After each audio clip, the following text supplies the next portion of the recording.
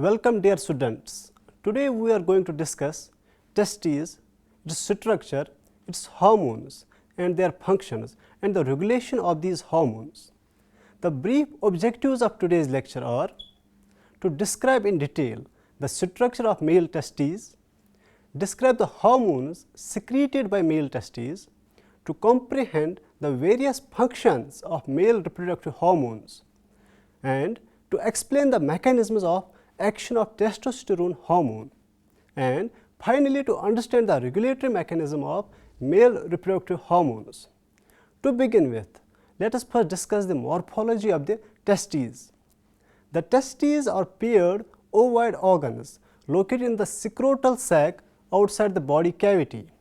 The extra-abdominal location coupled with vascular countercurrent, heat exchangers and muscular reflexes that retract the testes to the abdomen permits testicular temperature to be maintained constant at about 2 degrees below body temperature. For reasons that are not understood, this small reduction in temperature is crucial for normal spermatogenesis or sperm production.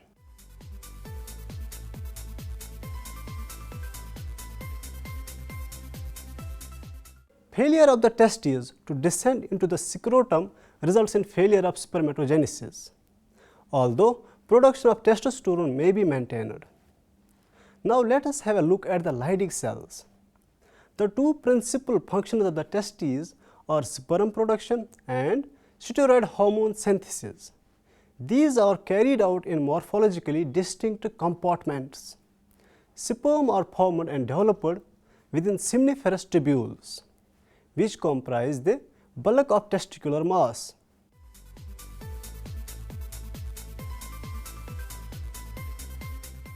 Testosterone is produced by the interstitial cells of Leydig, which lie in clusters between the seminiferous tubules as shown in the figure.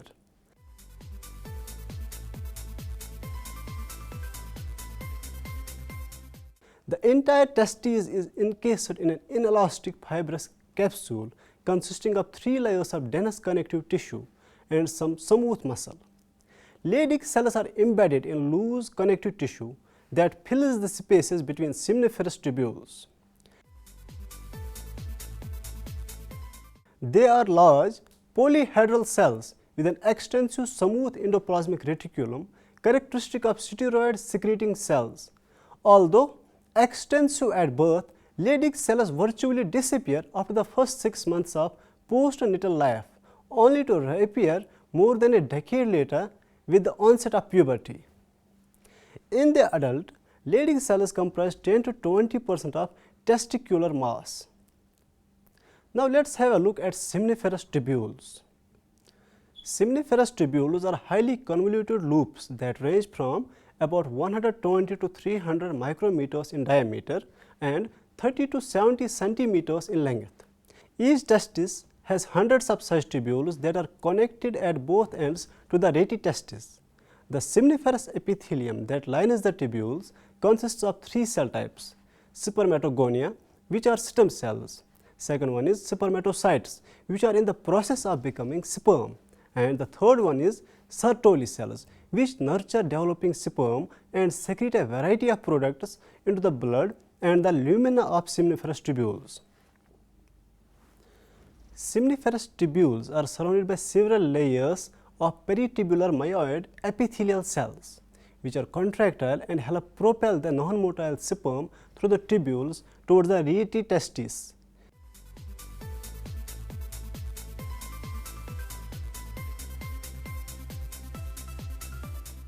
Spermatogenesis goes on continuously from puberty to senescence along the entire length of the seminiferous tubules. Though a continuous process, spermatogenesis can be divided into 3 discrete phases: mitotic divisions, which maintain a stem cell population of spermatogonia and provide the cells destined to become mature sperm; meiotic divisions, which reduce the chromosome number and produce a cluster of haploid spermatids; transformation of spermatids into mature spermatozoa or spermiogenesis, a process involving the loss of most of the cytoplasm and the development of flagella. The fully formed spermatozoa are then released into the tubular lumina, or supermeation. These events occur along the length of the seminiferous tubules in a definite temporal and spatial pattern. A spermatogenic cycle includes all the transformations from spermatogonium to spermatozoon and requires about 64 days. This complex series of events ensures that mature spermatozoa are produced continuously. About 2 million spermatogonia, each giving rise to 64 sperm cells, begin this process in each testis. Every day, more than 200 million spermatozoa are thus produced daily, or about 6 × 10^14 in the 6 or more decades of reproductive life. Now let us move on to the Sertoli cells and their role in spermatogenesis. Sertoli cells are remarkable polyfunctional cells whose activities are intimately related to many aspects of the formation and maturation of spermatozoa. Differentiating sperm cells are isolated from the bloodstream and interstitial fluid and must rely on Sertoli cells for their sustenance. A series of tight junctions binds each Sertoli cells to 6 adjacent Sertoli cells and limits passage of physiologically relevant molecules into or out of seminiferous tubules. This so-called blood-testis barrier actually has selective permeability that allows rapid entry of testosterone, for example, but virtually completely excludes cholesterol. The physiological significance of the blood-testis barrier has not been established, but it is probably of some importance that spermatogonia are located on the blood side of the barrier, whereas developing spermatids are restricted to the luminal side. In addition to harboring and nurturing developing sperm, Sertoli cells secrete the watery fluid that transports spermatozoa through the seminiferous tubules and into the epididymis, where 99% of the fluid is reabsorbed. Sertoli cells also take up and degrade the residual bodies of cytoplasm shed by the developing spermatocytes. Now, before moving to the hormones secreted by the testes, we must be aware about the male reproductive tract. The remaining portion of the male reproductive tract consists of modified excretory ducts that ultimately deliver sperm to the exterior along with secretions of accessory glands that promote survival and fertility of the sperm. Sperm leaves the testes through multiple ductuli efferentes whose ciliated epithelium facilitates passage from the retitestes into the highly convoluted and tortuous duct of the epididymis. Passage through the epididymis requires about 10 days, during which the sperm acquires increased capacity for motility and fertilization.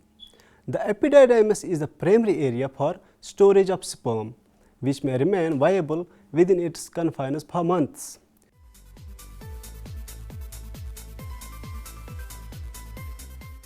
Sperms are advanced through the epididymis, particularly during sexual arousal, by rhythmic contractions of circular smooth muscle surrounding the duct. At ejaculation, they are expelled into the vas deferens and ultimately through the urethra. An accessory storage area for sperm lies in the ampulla of the vas deferens, posterior to the seminal vesicles. These elongated hollow evaginations of the differential ducts secrete a fluid rich in citric acid and fructose that provides nourishment for the sperm after ejaculation. Metabolism of fructose provides the energy for sperm motility. Citrate and a variety of enzymes are added to the ejaculate by the prostate, which is the largest of the accessory secretory glands. Sperm and the combined secretions of the accessory glands make up the semen, of which less than 10% is sperm. Now let us discuss about the hormones secreted by male testes. First, testosterone secretion and metabolism. Testosterone is the principal androgen secreted by the mature testes. Normal young men produce about 7 mg each day, of which less than 5% is derived from adrenal secretions.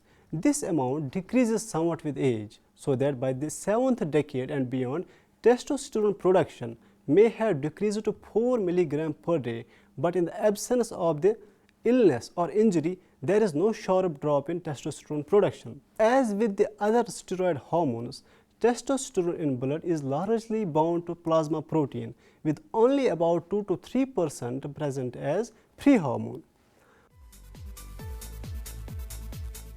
About half is bound to albumin and slightly less to sex hormone binding globulin or SHBG, which is also called testosterone estradiol binding globulin. This glycoprotein binds both estrogen and testosterone, but its single binding site has a higher affinity for testosterone.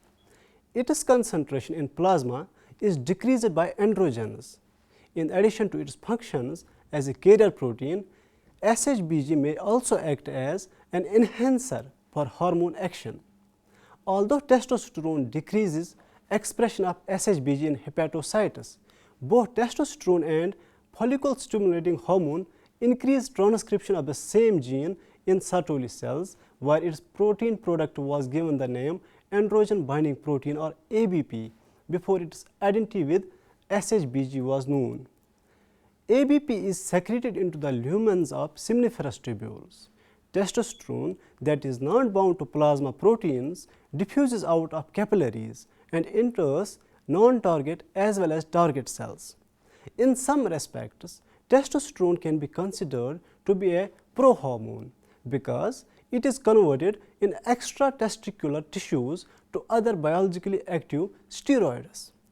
Testosterone may be reduced to the more potent androgen 5-alpha dihydrotestosterone in the liver in a reaction catalyzed by the enzyme 5-alpha reductase type 1 and returned to the blood. This enzyme is a component of the steroid hormone degradation pathway and also reduces 21-carbon adrenal steroids. Testosterone also is reduced to 5-alpha dihydrotestosterone in the cytoplasm of its target cells, mainly through the catalytic activity of 5-alpha reductase type 2, whose abundance is upregulated by testosterone in these cells. Dihydrotestosterone is only about 5% as abundant in blood as testosterone and is derived primarily from extratesticular metabolism.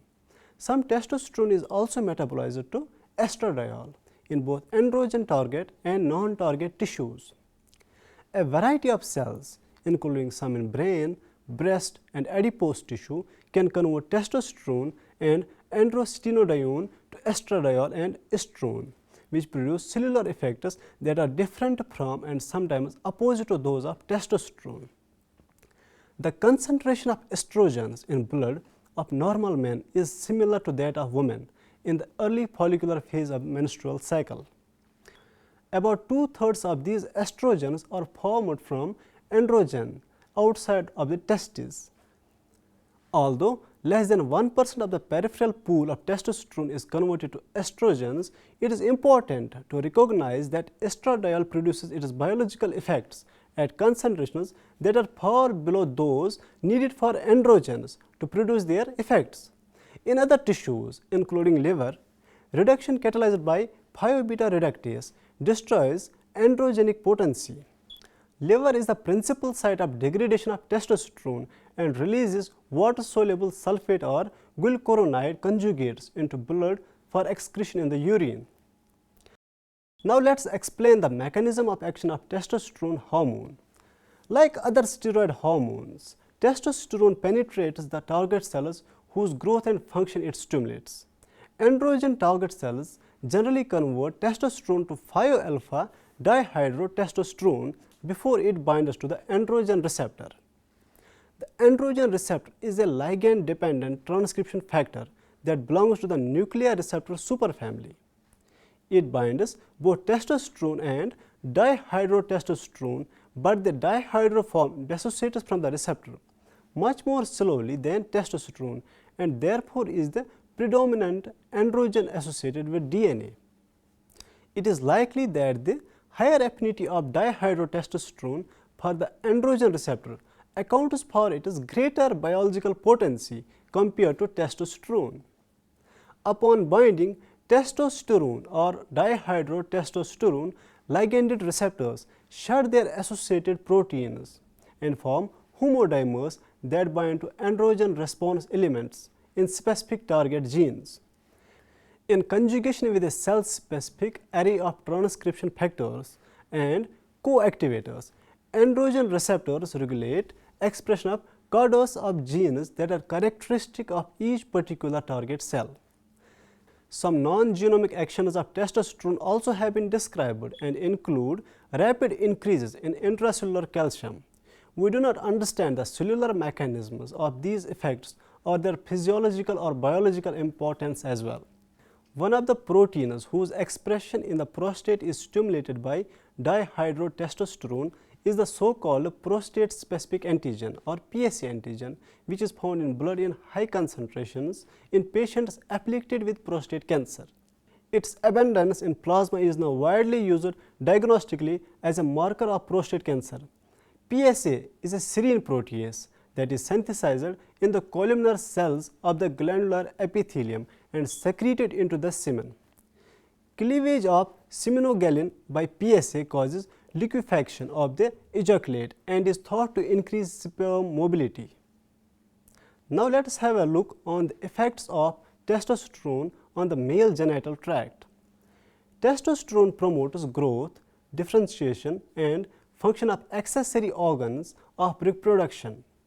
Its effects on growth of the genital tract begin early in embryonic life and are not completed until adolescence, after interruption of more than a decade.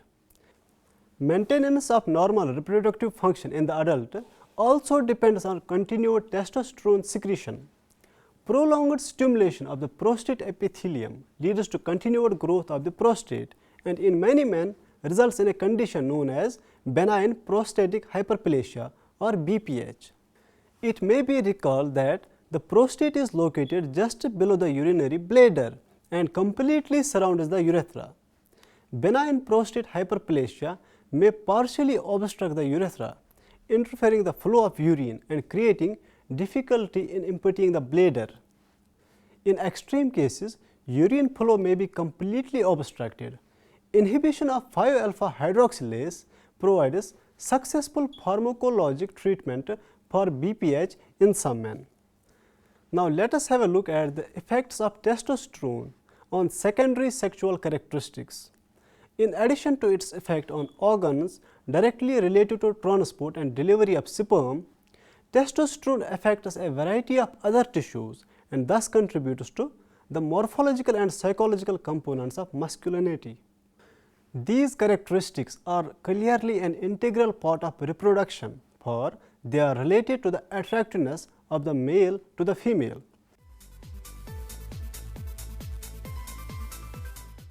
During early adolescence, androgens that arise from the adrenals and later from the testes stimulate growth of pubic hair.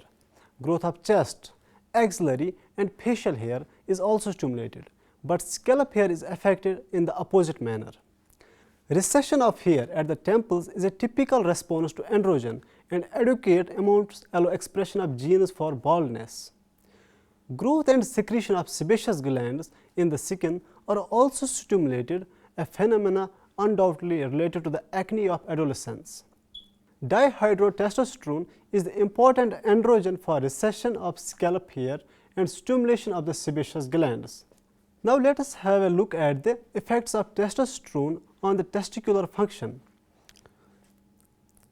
Testicular function, as we have seen, depends on stimulation by two pituitary hormones, FSH and LH. Without them, the testes lose spermatogenic and steroidogenic capacities and either atrophy or fail to mature. Secretion of these hormones by the pituitary gland is driven by the central nervous system through its secretion of the gonadotropin releasing hormone, which reaches the pituitary by way of the hypophyseal portal blood vessels. Separation of the pituitary gland from its vascular linkage to the hypothalamus results in total cessation of gonadotropin secretion and testicular atrophy.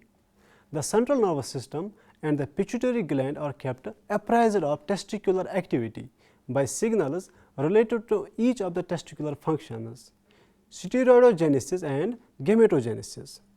Characteristic of negative feedback, signals from the testes or inhibitory, castration results in a prompt increase in secretion of both follicle stimulating hormone and luteinizing hormone.